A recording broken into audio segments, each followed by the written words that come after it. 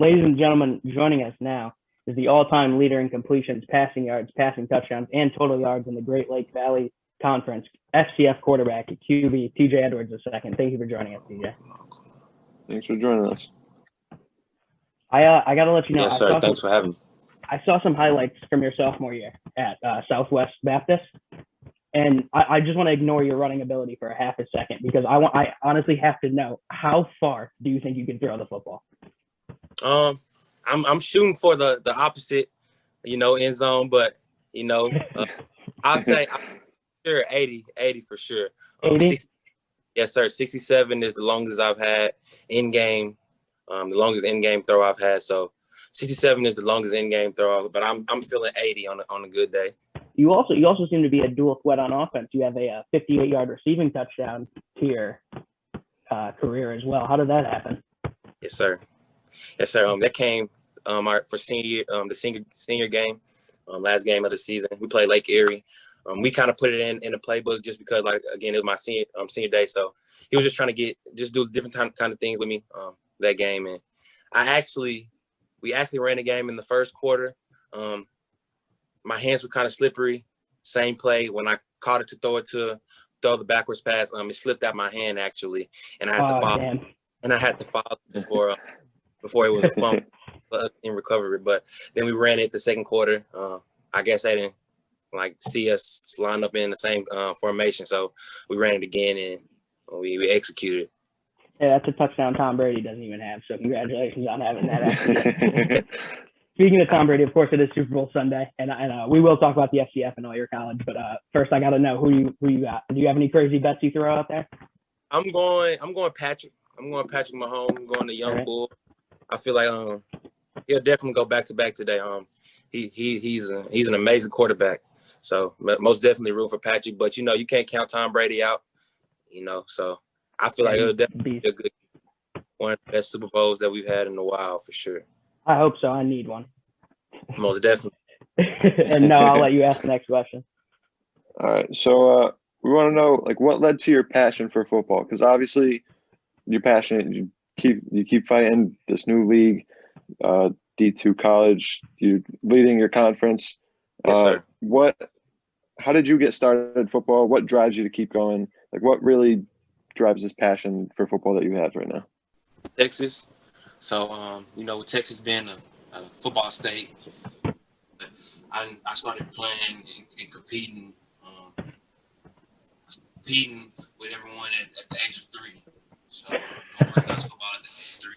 In Texas, you're supposed to start at the age of 5. So, my dad was my coach my whole little career. So, he kind of got me in there a little early. That brings Luke up to the next question perfectly. Yeah. So, yes. Growing up in Texas, I'm assuming that you're probably a fan of a team in Texas. What is your favorite NFL team growing up? Not more so. I've never been players guy. I have different players that I like around the league, but I've never had a team, one team that I diehard fan of for. That makes sense. Yeah, I kind of like. Yes, all right, so I when I was younger, I fell in love with watching Tom Brady, so I kind of became a Patriots fan over that time. But I definitely players are definitely where I like. Most definitely. So because that way, you're not getting your feelings hurt when your team loses or whatnot. You might like a guy on the opposite team, you're rooting for too. So, everything, your feelings all up in there. You're not crying after the games. Correct. and yes, sir. you said you were playing at 3 years old is when you started. So this was football the plan from the start. I saw that in college you took a year off. It looks like from football during the transfer. My 2018 year. Yes, sir. I actually went home to take classes at the community college in Dallas. So I received my AA, and then during that year I opened up my recruitment. Yeah, I mean the highlights that I saw from Baptist are absolutely insane. I don't know how you were not on any draft scout radars or anything. Should coaches look at D2 and D3 athletes kind of the same way they look at D1 athletes? Because I mean, just looking at you, you look like you didn't even belong there. Like you were just toying with those grown men. Yeah, most definitely.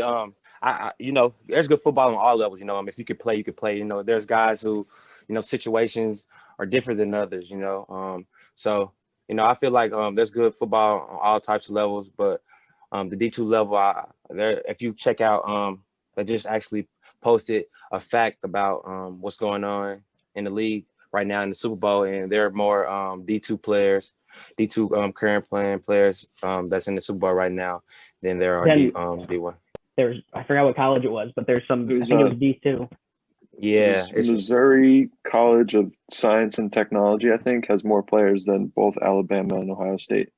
yeah. So that just shows you, you know, you could, if you could play, you could play. So yeah, I'm a D2 fanatic. Like I any of my friends back home, any of the younger guys who doing a recruiting process, and they ask me questions about the D2 level. You know, we have playoffs just like the D1. You know what I'm saying? But our Yeah. playoffs are pretty much different. Like we have super regions, and you got to run your super region. You feel me? And then all super regions come together towards the end for the semifinals, and then there's a national championship as well. So I'm a big D2 fan for sure. Yeah, and that, Luke, go ahead with the next question. That leads Yeah. perfectly. So, is there any game in particular that you remember, or like from the 4 years of you playing football, either at Southwest Baptist or University of Indianapolis? Is there like one game that stands out to you that you'll always remember as a player? Yes, sir. So my freshman year, we played Grand Valley State University out in Michigan. Matt Judon, Baltimore Ravens starting DN. That was his senior year. He had six total sacks that game. He ended that season with 20 sacks. So that just lets you know type of play he was coming with his senior year. But 20,000 fans that game, first collegiate game. So that's for sure one of the ones that's at the top for sure. That's definitely an important one. We were talking about a little bit more of the NFL, and if you were to compare your quarterback style to any quarterback, past or present, maybe one that you modeled growing up or something, who do you think that would be?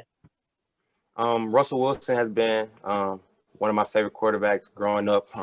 Just with him, the 6 foot quarterback, you know, not the tallest, but you know, an elite quarterback. He's able to make any throw, but as well he can use his athletic ability. You know, so that's someone that I model my game after I watch his film. I'm watching every game week in and week out that he plays. But right now, Kyler Murray is another fan. I'm another fan of his game. He's actually from Dallas, Texas as well. He competed at Allen High School. So he actually graduated 2015 like me. So we're in the same same recruiting class. Yeah. So actually my senior year, after the 4th game, out in Texas, we got a ranking called Top 10 Golden Arm. So it's the top 10 quarterbacks in the DFW area. He was number 1 through week 4, and then I was 10 through week 4. So, and I got the last spot, but something that I can always say that I was in a race with him, you know, something that I'll always be able to remember. Most definitely. So, yeah, I enjoy Kyler Murray. I like his game. As you can see, you know, he can use his feet, but he's an elite passer. You know, he can. Right, and that's something I saw with you when I first looked at it, when I was first looking at your highlights. The first 2 highlights I saw were running highlights. I was like, all right, he's a scrambler, and then I saw you throw it, and I was like, okay, so he can do it all. And Russell Wilson is a perfect example, is how I would describe your gameplay for sure. And yes, sir. Going on to the FCF now, Noah, you have this question for him, and I'd like to know size difference of field, like when he's asking this question, how that makes a difference. Yeah. Fan Control Football, their motto is for the fans, but we want to know, what is it like for the players? Like, what does it mean to you? To us, so I mean, I know everything is with the fans, but all we're doing really is getting the fans really in tune and interacting with us on game day. But the plays that they're calling are plays in our playbook, you know. So these are plays that we run, you know, throughout the week. It's just the fans, they call, which they choose whichever one they feel like we should run. So you know, everything's taken seriously. You know, we watch film daily after practice. You know, Coach Jinx, he does the offensive meetings. So we get up, we meet up, and we go over the playbook. You know, making sure that next time out, you know, we're doing our jobs and not having any brain farts or whatnot. So it's a real league. Everything's taken seriously. Like today, but because of the Super Bowl, we didn't do it. But today on Sundays we do yoga, team yoga on Zoom. So you know, they take care of us. We got nutrition. We got muscle milk, so we are able to keep up with our proteins and whatnot. So everything's taken seriously here, and I'm very much enjoying it. I got to see a little bit of the scrimmages yesterday. They had a couple of them on, and there were a couple of players. I know it's just nature of football. They're chirping back and forth, getting arguments. Now that can be your teammates the next week. How does that? Yeah, what does that mean? I mean, you don't want to embarrass someone too bad, or else like what? Are you excited to see the dynamic of like meeting new teammates every week, or what?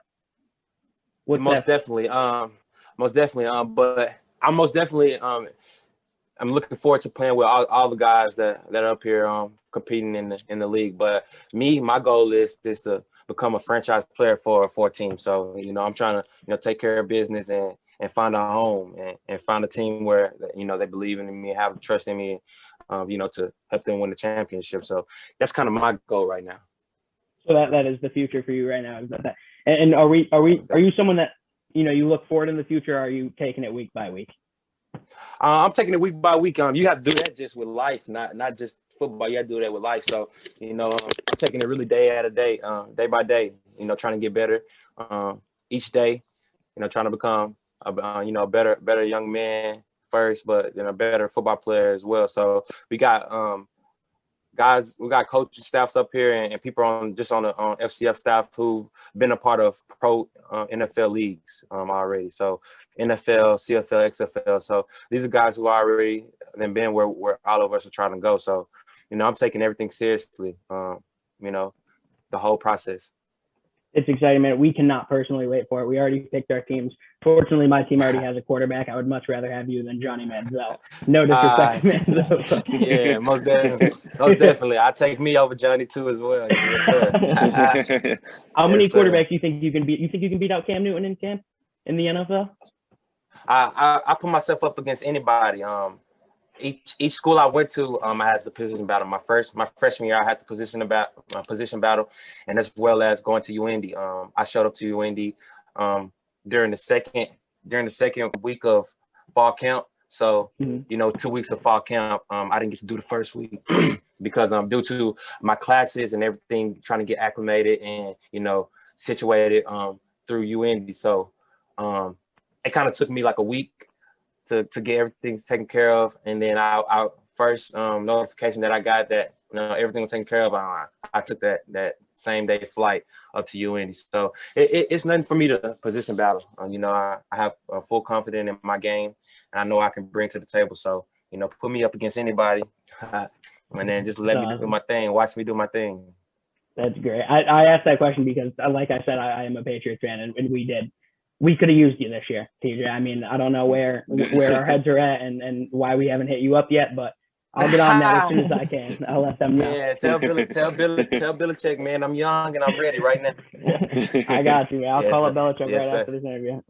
Yes, sir. Thank you for joining us, TJ. We are super excited to watch you on the FCF and wherever your future beholds. And that's really. I just can't believe you came here to join us. You're our first athlete on our show. So okay. I mean, thank you very much for being that. Yeah, man, that feels good to me. Yep. Yeah, and then hopefully in a couple of years, when you have a Super Bowl, we can post this online and get some clicks off your name. So I really appreciate you doing this. Most definitely. I said I'm trying to be a franchise quarterback. So once I become a franchise quarterback for a team, we can back up, and then once I win the championship, we can bring this back up too as well. Awesome, cool. Can't wait for it. Yes, sir. All right, guys. Yes, sir. Thank you for joining us, future FCF champion quarterback TJ Edwards. Yes, sir. Yes, sir. Have a good one, man. It. Yes, sir. Y'all too. Appreciate it.